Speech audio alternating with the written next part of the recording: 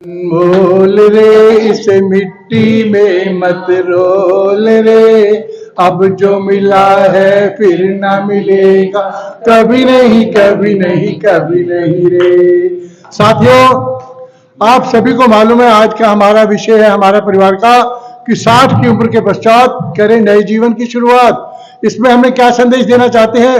ये मानुष का जन्म सबसे अनमोल जन्म कहते हैं, 84 लाख योनियों के पश्चात मिलता है और परमात्मा ने इसमें हमारी आयु 100 वर्ष की निश्चित की है। 100 वर्ष के अंदर हमें इस शरीर को जो है पूरा स्वस्थ रहते हुए इसका हम भरपूर आनंद ले सकते हैं। मेडिकल सर्वे जो पूरे विश्व में वो हुआ, उसमें अमेरिका जैसे शक्तिशाली देश को खुशहाल देश नहीं बताया, उसमें नेपाल जैसा देश आया जो बिल्कुल सामान्य देश है जहां पूरे साधन नहीं है। लेकिन वहां के लोगों की क्या व्यवस्था है? वहां के लोग कम साधनों में भी प्रभु का धन्यवाद करते हुए खुशहाल जिंदगी जी रहे हैं। स्विट्जरलैंड का नंबर आया, उसमें स्विट्जरलैंड का 70% बर्फ है, 30% धरती है, वहां अपने साधन बनाते हैं। लेकिन उसमें क्या है उनके लोगों में?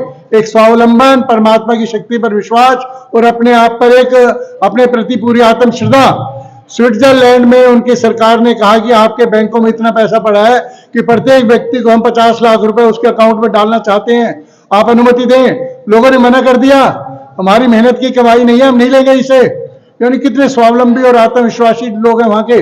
उसके बाद आता है जापान का नंबर, वहां प्रतिदिन भूकंप आता है, चौथे दिन सुनामी आती है, लेकिन उसके बावजूद वो देश पूरी दृढ़ता से प्रगति के पथ पर अग्रसर हो रहा है। ये सब क्या है? उनके अंदर अपने प्रति आत्म श्रद्धा है, विश्वास है।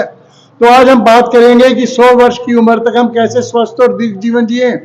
क्या है हमारे जीवन का अर्थ?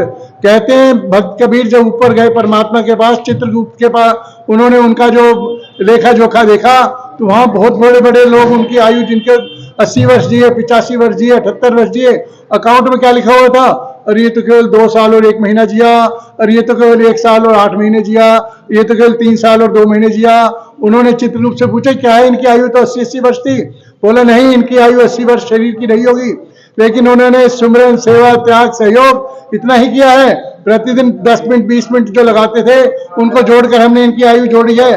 और साथ में उनका अकाउंट लिखा हुआ था, कितने पैसे इनके अकाउंट में, किसी के 365 रुपए, किसी के 412 रुपए, किसी के 72 रुपए, किसी के 800 रुपए। बोले ये क्या, ये तो अरबोपति लोग थे धरती पर। उन्होंने कहा ये अरबोपति रहे होंगे धरती पर, लेकिन इनके जो इन्होंने दूसरों का पुण्य किया, दूसरों का दान दिया, दूसरों का सहयोग किया, वो राशि मात्र इतनी ही है। परमात्मा के अकाउंट में वही पैसा आता है जो आप दूसरों की निस्वार्थ सेवा करती है, बाकी सब पैसा आपका व्यर्थ हो जाता है। वर्तमान में हम देखते हैं अमेरिका के राष्ट्रपति बाइडेन 82 एज और अमेरिका जैसे जो विश्व की सबसे बड़ी शक्तिशाली देश के प्रधान, वो राष्ट्रपति बने। सबसे बड़ी संस्था लोकतंत्र की उन्होंने संभाली। वर्तमान हमारे देश के राष्ट्रपति, हमारे प्रधानमंत्री मोदी जी 73, 74, और उनका हम प्रतिदिन टीवी पर देखते हैं, चाहे वो द्वारका में जो अपना समुद्र में डाइविंग कर रहे हैं, चाहे यमुना नदी में नहा रहे हैं, चाहे अन्य कोई कार्य कर रहे हैं, उनके अंदर जो युवाओं से भी ज्यादा स्फूर्ति है।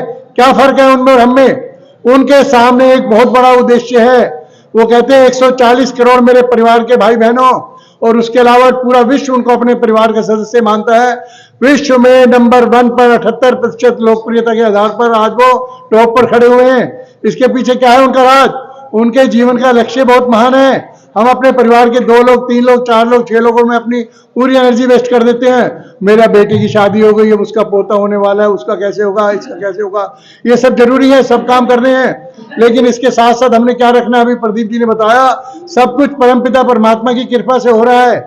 आपकी चिंता फिक्र से कोई उसमें फर्क नहीं पड़ता। लेकिन जब हम पूरा अपना दायित्व परमात्मा पर डाल देंगे तो क्या होगा? हमारे सभी काम स्वयं होने लग जाएंगे। तो बड़े प्रेम से हम बोलेंगे, भारत माता की जय।